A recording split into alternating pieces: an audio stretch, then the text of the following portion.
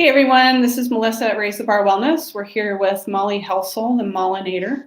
I don't know if I pronounced that correctly, but MMA was a big part of Molly's life and probably still is. So I'd really like to dive in here and learn a little bit more about what it's like to be a woman in the fighting industry, for one. I'd also like to talk about femininity and strength. I think that's a big topic that comes up for me when I think about women in sports and women in fighting especially. That really inspires me. There's a lot of stereotyping out there about what a woman is and isn't and what men are and aren't. And I love the fighting industry because, as it includes women, we get to look at that and say, wait a minute, women can be badass and, women can take care of themselves just like men do. So thank you so much, Molly, for being here today. Let's just start out with, how long did you fight MMA for? Well, and also thank you for having me, Melissa. I really am pretty proud to be included in this type of group.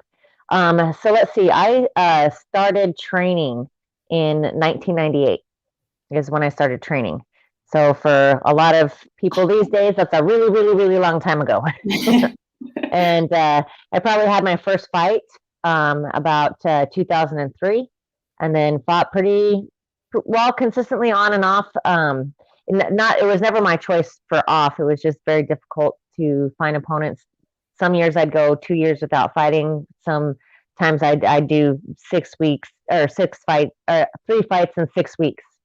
So it just kind of varied from that. So 1998, I started training. 2003, I had my first fight, and then my last fight, I believe, was 2015. Was that, you were there? Okay, yeah, I was. I think it was 2015. Yeah, 14 or 15 for sure. Yes. Yeah, we can talk more about that too. That was fun. It was really cool to be there. I was very impressed with you. And you kicked her ass. So that was pretty fun to watch. How was that first fight for you in 2003? That first fight for me in 2003. Okay, so back then, that was about the time that I started fighting, there were maybe 30 women in the world that competed on that professional level. So needless to say, it was pretty difficult to find fights, and it was pretty difficult to find evenly matched fights. Okay. So this fight I had in Hawaii. It was on the island of Hilo with a girl that was from Hilo. So that was kind of like the story of my fighting life, is that I was pretty much sent in as an underdog. I would be the out-of-town girl fighting the hometown girl. So generally, in most fights, the odds were pretty much stacked against my favor. So this very first fight was a professional fight. This was before there were a lot of athletic commissions. There were no real medical testing or anything like that. There was no amateur fighting. So this was for Rumble on the Rock 2. It was the one and only female fight that they ever featured during their promotion time, and that was one that was run by BJ Penn and his brother, JD. And it was televised in front of a crowd of probably about 10,000, maybe 5 to 7,000 people. Wow. Live that were there. And again, it was in her hometown. So pretty much 9,998 people there were cheering for her. But guess what? I could hear I had two friends. I had two friends in the crowd that were cheering for me. So it was a pretty tough fight. There's, I know this much more now, and this is something that I constantly have to teach my new students too, is that there's nothing that can possibly prepare you for your first fight. Because that adrenaline dump is like nothing that a person's ever really experienced before. And you just don't know how you're going to react under pressure like that. And so I started off a little slow. This girl had a pretty good wrestling background. She was also a power lifter. So she was kind of like a little bowling ball, and she was pretty hard to wear down. I did finally start getting her wore down, and then my technique started overcoming. And then I finally got to a point we're at the third round. I'm on top of her. I'm just beating her up, raining down elbows, just going for it. And then, of course, she sticks her arm up, and I'm going for the arm, and I'm pulling it back, of course, using my white belt technique back then. If I had done it a little bit more properly, I probably could have secured it. But it was literally, the bell was 3, 2, 1, and then the bell rang. So although she had 2 black eyes closed shut and had to be held up during her post-fight interview and be carried out of the cage while I had not a mark on me, she won the fight by decision.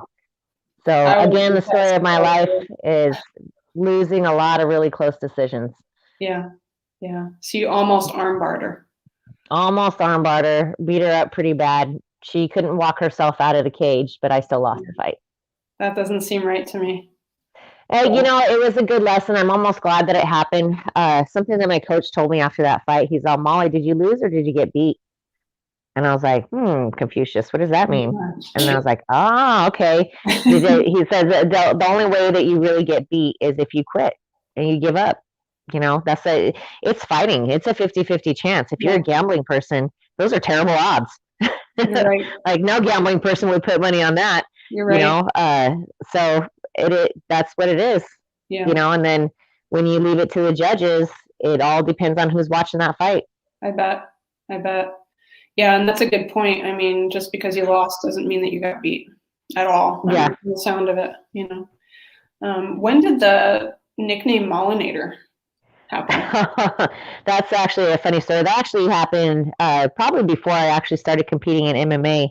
It was a joke amongst me and my little group of friends. We were in our early 20s, and so we were a pretty tight group. And, you know, we were silly and funny. And, yeah, that was just a joke amongst friends. And then I went to my first grappling tournament. And they showed up in full force with glitter signs in tow. Go Molinator, pow, boom, bang. Oh my God. And yeah, my teammates saw that, and that was it. That was all she wrote. Yeah. Well, yeah, you know, you don't get to pick your nickname. I guess your nickname picks you. You just don't. Yeah, that makes sense. Well, from what I know of your history as a fighter, from things that we've talked about, and from what I've seen, I mean, you kind of are like the Molinator. You just beat the shit out of them. Your technique is great. You get in there, you keep hitting them hard, and you do great. I mean, whether you win technically or not, you do amazingly in the ring. So I think that is one thing that I can say for myself mentally, and again, something that I really try to teach my students. It's very hard to do, especially if you're losing a fight. Is like, it's easy to say, okay, I could just let her armbar me right now and we could just be done with this. Right. But in my head, every time I fight, there's always a way to win. And up until like with that first fight, you know, with Emery, you know, up until the last 3 seconds, I was going for that win. Yeah. And until it's done, it's not done. Yeah. It says a lot about commitment and follow through. You know, these fights, because you train, and then you get in there and you have a certain amount of time. You know, you get to use your training, but then it's also in the moment, you know, deciding, okay, do I want to do this? How badly do I want to win this? What am I going to do to get it? Well, and then there's like strategy and theory and trying to change things up and trying to pay attention to actually what's going on and make adjustments where needed. And then, you know, sometimes things happen, sometimes little stupid things, little injuries, maybe a finger comes out of a glove. You can't call a timeout. Usually not for little things like that. You can't really call a timeout in MMA. Yeah. So sometimes little things happen, like you get kneed in the gut and you think you may or may have not shat your pants. Yeah, good time. That's another story. Yeah. Talk about pride, right? Like you just got to keep doing. What the hell? Can't stop in the middle. Did you ever regret your choice to become professional? No, not at all. You know, there have been times, you know, kind of towards the end where I kind of look back and I'm like, wow, what did I even really do? Like, I didn't have any championships. I wasn't on the big stage, you know, this and that. But even today, after not having been active for many years, I still feel like I have a pretty high level of respect amongst my peers, Mhm. and especially some of those that are real familiar with those old school days Yeah. and those pioneer days. And so because of that, I really don't. I think the experiences and just the life journey, all of the lessons that it's taught me, all the people that I've met and come across, and just different things, traveling. Oh my gosh, I Mhm. never would have gotten to travel like that Right. otherwise. I mean, so many aspects. It was absolutely life changing. And whether I came out as a champion in other people's eyes, or even with a winning record for that matter, Mhm. I don't regret it, not one bit. Yeah. Yeah. It seemed like it had a big impact on your life for sure. Huge, huge, Yeah. totally life changing. And I Yeah. never, ever, it wasn't something that I aspired to do from the time I was a child. It was one of those things I just tried out and realized I was good at it, Yeah. and just kept testing myself and, pushing the boundaries. And Right. then that was probably the biggest thing of it, is the learning my own personal individual strength and determination and commitment. Right. Right. What do you think drove you? I mean, something drives each one of us, right, to do everything that we do. But when we talk Yeah. about your history with MMA, I mean, you're talking about stepping up in front of thousands of people you don't know, stepping up to possibly getting put in the hospital. What drives you to do that? Um, Man, to boil it down to, I think if I had to just say one particular thing, is just that it constantly kept me on my toes. It Yeah. constantly gave me new challenges. It Okay. constantly gave me new information. It constantly put me in different circumstances. And not just with the fighting aspect of itself, not just with the training aspect of itself, just, traveling by myself for the first time, just Yeah. all kinds of different things. It just really challenged me in a way that nothing else had ever really challenged me before. Yeah. And it was, sometimes it was really scary, and then sometimes it was super rewarding. But Okay. yeah, definitely. Yeah. What happened in the scariest situation that you were in? Or did you have a Um, situation that was the scariest? I like, I don't know about, well, one of the situations that I had come across that I really had to dig deep and find my strength is, we had a group of fighters down in Puerto Rico fighting with a new promotion there. We had signed our contracts well in advance. So myself and two other guys, which I was also representing them as a manager because I worked for a management firm at the same time. Okay. So we were probably some of the most experienced people on that card. So we've been in the game for a while, but this guy, he's trying to drag us around, and this and Mhm. that. And first it's, he's want to change our contracts. No, then it's like, oh, I'm going to send you a check later. No, that's not going to work. I'm not Yeah. leaving here without my check, Yeah, because we yeah. already know how that works. And then it came Right. down to um, then oh yeah, there was a big confrontation with that promoter inside the hotel room, and it started getting pretty heated because uh, Puerto Rican male with a white female, so Yeah. that's always going to be fun. So it got started getting heated, and I thought something might go down, and you're in a somewhat foreign place, and so you don't know, Yeah.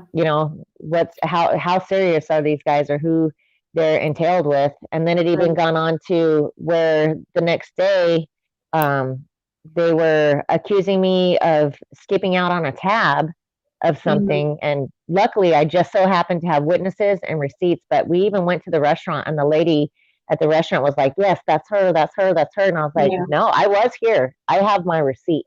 I have Right. my paid credit card bill. Wow. Like, you have me mistaken for somebody else." But it got crazy, and Yeah. I was ready to get out of there. Yeah. So you were out of your comfort zone, you were out of your country, you were a woman with a bunch of men, and they were picking fights with you. Yeah, well, not only that is, so generally after a fight, you usually get your check immediately after your fight. So Mhm. there's not just us, but a bunch of other wayward fighters that don't have any kind of management and don't have any kind of leadership, and they're pushing us out of the venue, pushing us out of the venue, this Okay. and that. We're outside. We got no rides. We got no checks. everybody realizes that I'm the only one that knows what's going on. So all Right. these other wayward kids are coming to me for help too. Oh man. And yeah, so it was one of those where I really had to put my big girl britches on. And I'm Yeah. not gonna lie, after that confrontation, I went back to my hotel room and cried. Yeah. I bet. So Yeah. yeah, It breaks you down. I mean, talk about being vulnerable. yeah, yeah. Mhm. Luckily, I had another gentleman from one of the other teams. I had him in the room present with me just to make Yeah. sure nothing really bad happened. But you never know, especially when you're traveling and you're with people that you've never really dealt with before. You don't know Sure. what's Sure. going to happen. Yeah. You were definitely in a situation. I'm glad you got out okay. Yeah, and we got Yeah. paid, and we got paid, Good. and we got extra. Good. Oh, that's great. And you got extra, even better. Yep. So there's a lot of stereotypes about what is feminine and what is not, and what's masculine and what is not.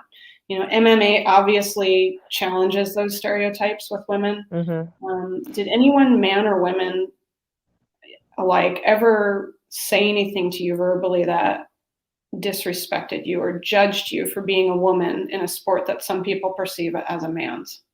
Oh, absolutely, absolutely, all the time. Okay. And it's not only that, but there's other. I've pretty much been in male-dominated working industries my whole life. I worked in highway construction. I worked in electrical construction. I worked on paintball fields. Um, so pretty much worked in gyms, things Yeah. like that. So I've dealt with this type of thing pretty much my whole working life. Not even that, even before then. Um, so yes, about what people consider feminine and masculine, sure, there's different ideas, and there's a couple aspects of that. There's the casual public. But I'll give you an example. Is there's well, I don't believe I had competed quite yet, but I had been training for quite a bit. Now my Mhm. cousin, he also kind of helped guide me because he had already done some fights and things. He had a pretty strong wrestling background. Okay. So we're in our early 20s, and we had gone down for Christmas to visit grandma and grandpa. And it was so family friends, they ran the wrestling team at the local high school. And Mhm. they said, "Hey, Todd, why don't you come down for a wrestling practice?" And I was probably 26 at the time, so I'm not Mhm. a little kid Yeah. or whatever, and neither is he. He's close to the same age as I am. But the wife of the husband of the coach, he's like, no, no, no, girls don't wrestle. Wow. And so my male cousin was invited to attend the practice, but I was prohibited. Oh man. Ouch. Yeah. So yeah, there's things like that.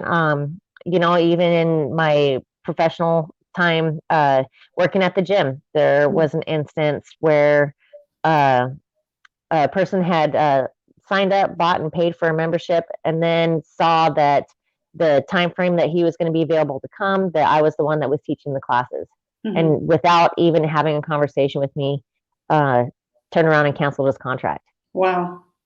So, You're and alone. I could probably give you 1,000 examples Okay. of things like that. Now, and then the other aspect of that, though, too, is and especially now that the women's fighting has gotten more popular, is Mhm. so much more of it is based on looks. Okay.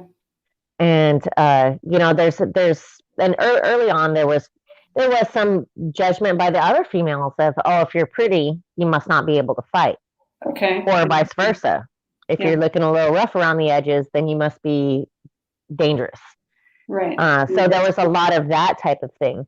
Mhm. Um, and then a lot of females that weren't attractive to a general public really had to start, especially now with this UFC, really started having to do, well, they didn't have to do makeovers, but they chose to do different types of makeovers to try to reinvent their image, Wow. which to me is kind of sad in a way. Yeah. That has always been really, it should never be on anything more than performance. And that's what I was really disappointed in with when the UFC started bringing females on. There was Mhm. this whole group of pioneers that have been eating, shitting, breathing this for years. just dying, waiting for that opportunity to get on that big stage. And when it finally came down to it, you could see that they really weren't picking the best girls. They weren't picking the ones that have been in the front of the line for the longest. And from that point, I was like, even if I really had an opportunity there, I don't know if I want to be with people like that. I'd rather have people that promote people on what their true merit is. Yeah, absolutely. So there was stereotyping in all different kinds of ways, and then not requirements, but unspoken requirements of, you got to look a certain way, you got to have the body, or you got to have the face, or whatever. Is that the same with men? I mean, I've seen some pretty MMA fighters. Yes, it is. It is. I had a particular teammate who I always felt was extremely talented, and he might have had a little flab here or there or whatever. And, so I understand that there's a certain point of marketability that people want to have, but when it starts turning into a circus and when you're absolutely changing a person's identity. And this is why, I don't know if you're familiar with Roxanne Modafferi. No, we've actually fought before. We've been friends coming up through the ranks, but she is so unique and cool and interesting in a way, is because she's kind of got this goofy, nerdy, geeky look. She has always had the same hairstyle, pigtails with the kid hair clips. She same way all the time. She has not changed her identity or appearance the whole time. If anything, she's taken the things that she's interested in, like, if they want the costumes in the show, like she is big into like the anime and stuff like that. So, she'll dress up like anime and things like that. But she's always maintained true to herself. And that's something I respect so much about her. Sounds like that would be hard in this industry, to not focus on your looks, but to just be who you are and then still succeed. Well, and then that's part of the thing too, is that it used to be back in the day, people used to kind of have their shtick. You'd have your costume or your particular walkout theme or whatever it might be, and that's how you kind of, had your entertainment and your identity or whatever. And this is how you get recognized as your thing. But once they started taking away just that individuality and, different sponsorships and things like that. And nope, everybody's going to be cookie cutter. You're all going to wear the same thing. I don't care if your tit falls out. Based on what you're wearing. Right. We don't care if it's functional as long as it's got the brand on it. Yeah, like superhero uniforms and all the things that we see in the comic books and stuff. It's like, dude, I wouldn't want to fight in high heels. You got to be kidding me. Right. You fight in high heels. Yeah, right. Good luck with that. But I love that, though, because I think we really need to be aware that a lot of the people that we're seeing, this is what we're seeing, right? We're seeing these people on TV. If we follow fighting at all, or if we just see it on the outskirts of television world, you see these fighters and you think, oh, well, they must be the best. Like, obviously, if they're on TV, they made it to the top. But what you and I are talking about is that it's not always about that. Sometimes it's because they look hot. Maybe they're good fighters, but they also look, it's a guy who looks stereotypically handsome or a woman who looks stereotypically beautiful. I think we need to be aware that we shouldn't be comparing ourselves to these people. They're hand-picked. Well, I mean, the opposite of that, again, is just as true, too, because there were so many people in the beginning and still today that are just dismissed because of their looks. Like, you can't possibly be talented. You can't be pretty. You can't be pretty and tough at the same time. Yeah. You can be one or the other, but you can't be both. Right. So it's like, how do you win? How do you win? Oh, she's too skinny, or she's obviously too built. She's not built enough. And even that was a thing. Even within that time, you wouldn't think that, as fit as I was in those days, that you'd still be self-conscious. I'm like, man, I'm 12% body fat and I don't have a six-pack. Wow. Right. So and that's way under average. Even within that, you still have your own insecurities. Yeah. No matter what you look like to the public. Do you think that that's societal, or was that extra in the realm that you were in, the professional realm? Uh, I don't know that it was anything that was necessarily, nobody was like, "God, Molly, why don't you have a six pack?" That was just me Yeah. comparing myself Okay. or whatever, and then just wondering why, uh, my body was different than other people's. Of course, eventually was able to shake that off, Okay. and things like that. So, Yeah. uh, yeah, yes, just muscle mass and things like that. But even within that, what I always loved about it too is I always like when the doughy boy wins, because they'll be the super athletic specimen get out there, and then they'll be the most unassuming opponent across from them or Okay. whatever, and that is not always the tell. You know, Yeah. sometimes Yeah. that really unassuming person is way tougher and way more technical than you took them granted for. And okay, maybe you can do a backflip, but can you stop a takedown? Yeah. So, Right. Right. You can't tell just by the way they look or the way they seem. mhm. So did you get hit on or sexualized because of your profession? Oh, absolutely, big time, Okay. big, big, big time, especially in the early days. I can't tell you how many crazy messages and things that Wow. that I get across my. There's some of them that still hit me up today. But Jeez. yeah, there was a couple of weird things that had happened. There was one time I was offered $10,000 to go do dominatrix work in Mm. Italy. Wow. Yeah, and of course, being a broke fighter, I almost entertained that for a second, and then I was like, no, that's too weird. Yeah. Yeah. Uh, there was this is a funny story. There was so when you are fighting a lot, you Google yourself a lot because I want to see if there's articles or Sure. things going out, so I can make sure that there's nothing untrue that's running around. And Makes uh, sense. I found myself on a foot fetish website. You're kidding me. Who the heck did that? they took they took pictures and screenshots of the bottoms of my feet during fights that were televised Wow. and put them on there. I was like, That's what? insane. What? But there was one really scary time too where a guy was being real persistent, and I just shut him down. I said, I'm a professional. This is what I'm focused on. I'm not trying to hook up over the internet with anybody. And so, Yeah. I shut him, and I was always tried to be very nice with people. And this guy went nuts, and he threatened to kill me, threatened to kill my Jeez. family, all this other things, and it did scare me. Yeah. And I then, bet. yeah, of course, within, within gyms and within promotions, and I've dealt with it, whether it be sexualized or misogynistic types of stuff. But Mhm. that was one thing that I learned, is I learned how to stand up for myself, and I learned how to shut things down. And I learned how to do Mhm. it usually in a polite way too. Right. Um, oh, you want to hear the Chuck Liddell story? Sure. So Do I know Chuck this Liddell, story? I don't think probably so. not. But he's a really, really well known. He's like from UFC like two.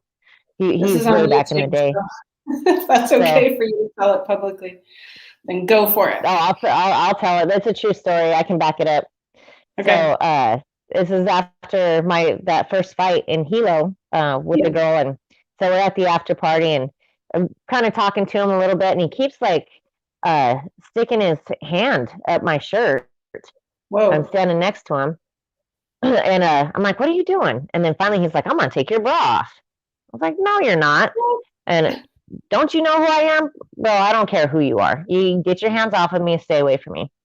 So he tried to come at me again, and all I did is I just kind of pushed up underneath his chin, and Mhm. he was so drunk that he just fell over in the middle of the bar, and everybody thought I punched him and knocked him out, Yeah, which is I bet. untrue.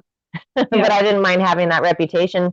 But things Right. like that, Yeah. and other women probably would have been very intimidated to Sure. actually do something about it.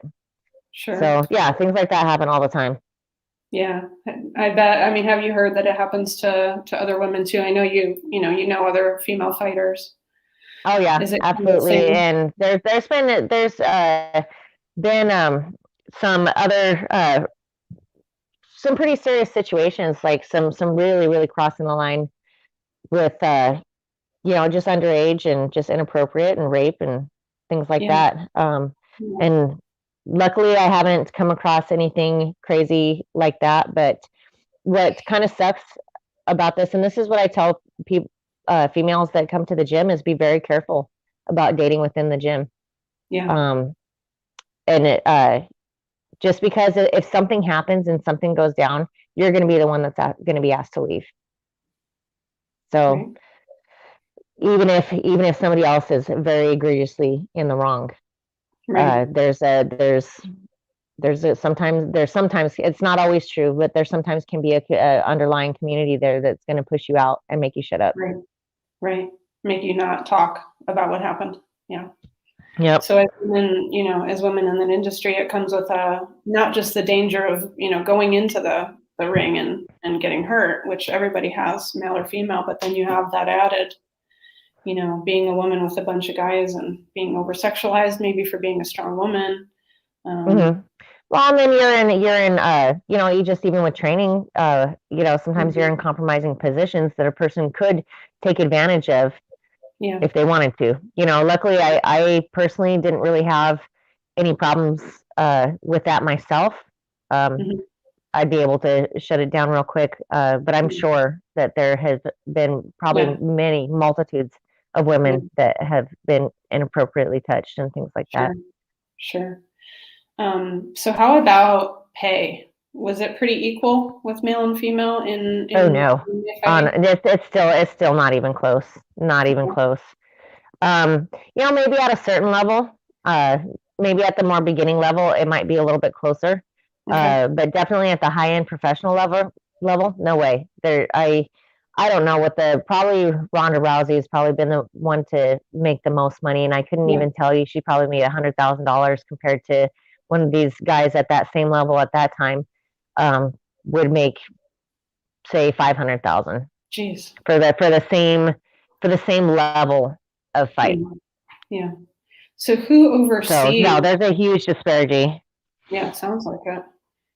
Who oversees what everybody gets paid? Is there a governing body? No, there is not yet. I know there were a few fighters, including Leslie Smith, that were starting to head a fighters union, and but otherwise, I mean, there's athletic commissions, but I don't know that they get a whole lot of say in what a person is paid. If you agree to it, then that's what you agree to. But it wouldn't be until it would possibly become unionized that could be controlled. Or, there's managers too that would hopefully negotiate on your behalf. But even then, it's still a huge difference. Yeah, it sounds like it. I mean, what's the theory behind that? Is it because there's more demand for men's fighting, or what? What do you think? I guess so. But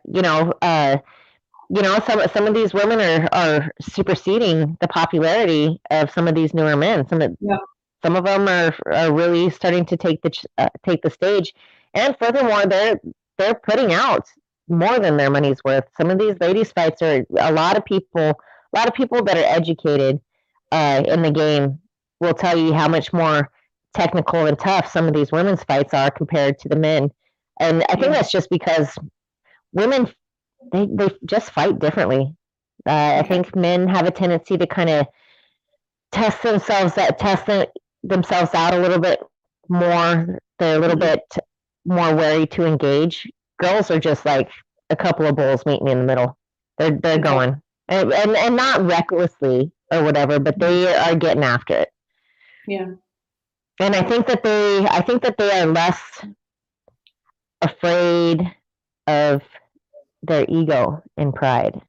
I think I think they've already been past that up to that point. I mean, you got to do a lot of ego, pride, and swallowing even to get to that point.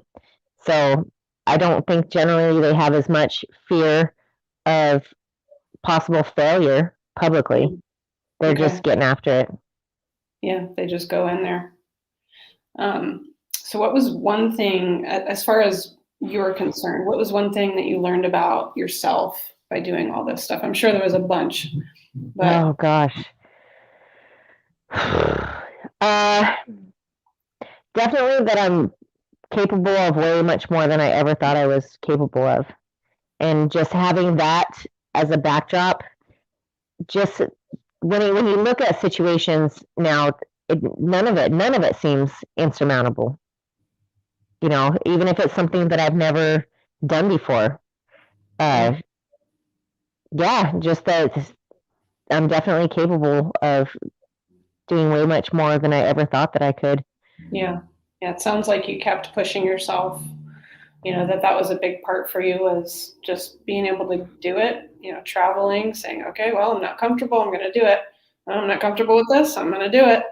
And then you learn, well, Yeah. I did it. I did all of it. Yes, I've learned so much across the board through all of it. Yeah, I bet. So do you think that it's natural for a woman to be tough and strong? I do. Even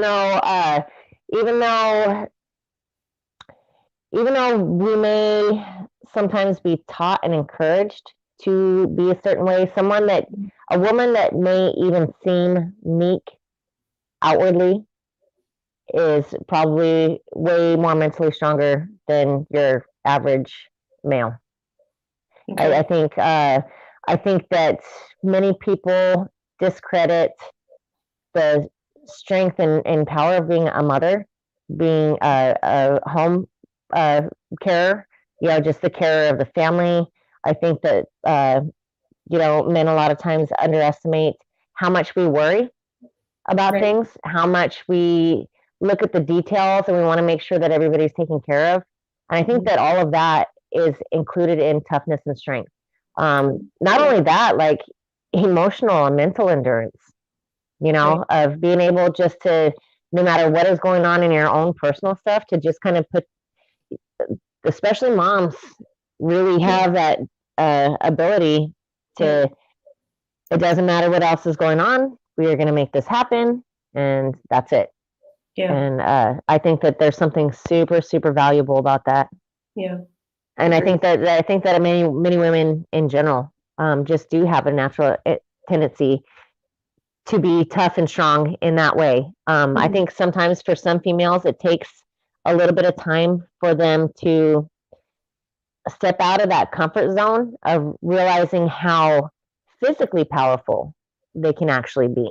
Yeah. Too. And that's what's really fun for me as a coach and as a teacher, especially with the ladies, or some of the younger kids too, watching them get past that or whatever, and really finding out their true power. And once they discover that initially, they're so motivated to find more and more and more and more. And that's kind of how I was when I was coming up. You get a little taste, and then you are insatiably hungry.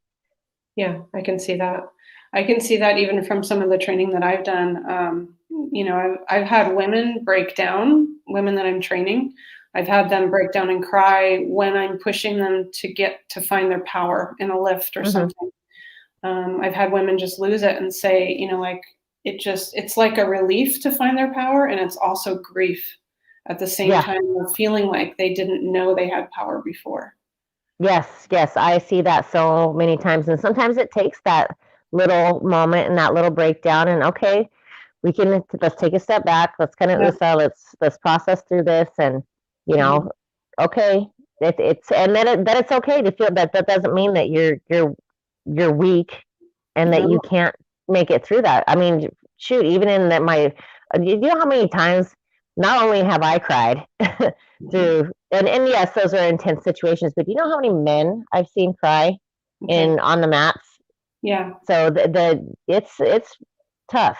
It's extremely mentally tough. And even on the casual level, there's different things that people go through that may trigger them, or being just pushed to that point that they've never been at before. And it's like, oh my gosh, this is new territory. I don't know how to handle this. Sure. And that's as well. What crying is, it's just a release. It doesn't mean you're weak. It's just a release. So. Yeah, I could see that with men as well. We're talking about fighting, and we're talking about training, and we're talking about pushing yourself to higher and higher levels. And I can see that men and women would both break down. There's a stereotype that men don't do that, but I think that's not true. Just like it's not true that women can't be strong, right? Right.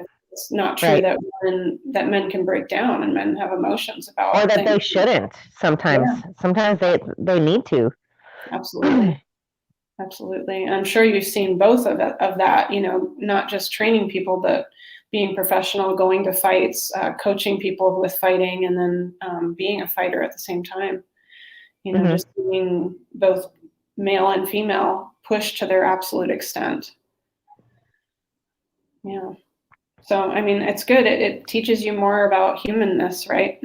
Oh my gosh, I have learned more about psychology and sociology through this whole experience, and especially with the coaching aspect of it, as well as the bouncing too. Yeah. It's amazing. It's so amazing how interesting it is to learn certain things about people. Yeah. And tendencies. And when you come across so many people so often, and you start to see patterns and things, and you start, and it's intriguing. So even like if I come across what I call like a problem child or whatever, rather than writing them off, I'm like, okay, what's really going on here? How can I break through? How can I get this figured out? I'm not just going to give up. I'm not just going to dismiss you because you're being a jerk. I'm going to find out why and hopefully help you stop being a jerk. Yeah. Yeah. And, we've had a little bit of some conversations about bouncing, because you've been bouncing. For people who are not in the States, bouncing is someone at a bar or a pub who makes sure people don't fight or get crazy. Security, yeah. We've had some conversations about that, and you just have such an empathetic way. Like, you're seeing kind of people get into their darkest, dirtiest places, getting drunk and getting pissed off and trying to hit each other, but you still have this empathy of, well, they must have had a hard day, or the pandemic's been hard and it's coming out at the bar. And I want to give you credit for that. I mean, to be able to see people in their, kind of their ugliness, but also to see the beauty under that too, is just, I don't think everybody can do that. So yeah, it can be difficult at times. I bet. But like I said, I consider it kind of a challenge of, sometimes I just got to put my own emotions in check. Yeah. Okay, let's take a step back. What's really going on here? Right. So last main question. What's harder, being a mom or being a fighter? Being a mom. Yeah, being a mom for sure, because I don't always have complete control over things. I can't. I mean, yeah, you can to a certain extent. I could be totally authoritarian and lock her in a closet, but sorry, I've had people keep texting me right now. Okay. But yeah, it definitely tests you in different certain ways. Like I especially raising her by myself, completely by myself from the age of 5. And then working full time and stuff too. Luckily, the jobs that I've had have been pretty accommodating to where I never had to put her in daycare. Right. Oh shoot, my phone's about to die. Okay. Well, we can wrap up too. If your phone dies, I'll just wrap up. Hold on, I'm gonna try to be back. Hold on. No problem. I'll try to be right back if you still can hear me. Yeah, I can still hear you. Plug it in real quick. Ooh, so Technical sorry. difficulties.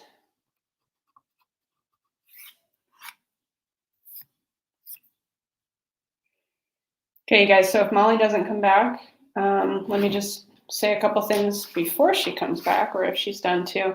So remember to like and comment on this video, show Molly some love and some appreciation. She really gave us some great nuggets today, not just about life, but about the MMA industry. What it's like to be a woman, that women are not getting paid equally, and some of the things that come up. So give her some love for being vulnerable here and just being an incredibly insightful and empathetic human. Keep sharing posts in the group. Keep staying active in the group. This tells Facebook that we're doing important things, and we'll distribute what we're doing to more of the group members. So keep staying active. Check out my Raise the Bar Wellness website. My wonderful web designer and I have made some big changes. There's some free stuff on there. There's some quizzes on there that you can access for free that will help you increase self-awareness and try to get some direction if you're working on something. You can find that stuff on there. So again, remember to like and comment. Go ahead and thank Molly. She's ducked out. Her phone totally died. So this was an amazing interview. So Molly, if you're watching this later, I appreciate you so much. I just have so much respect for the way that you are in the world, the way that you parent, and the way that you influence other people. So thank you all for chiming in for this conversation, and I'll see you again next week. I believe it's next Monday at 5:30 p.m. I am interviewing Yarrow King, who is an African dance instructor. She has been doing this for many years. She is an amazing human as well. I'm thinking she's going to have some great insights into the body and personal power. So let's chime in for the next Monday. I will introduce it, and hopefully I'll see you all there. Have a great night.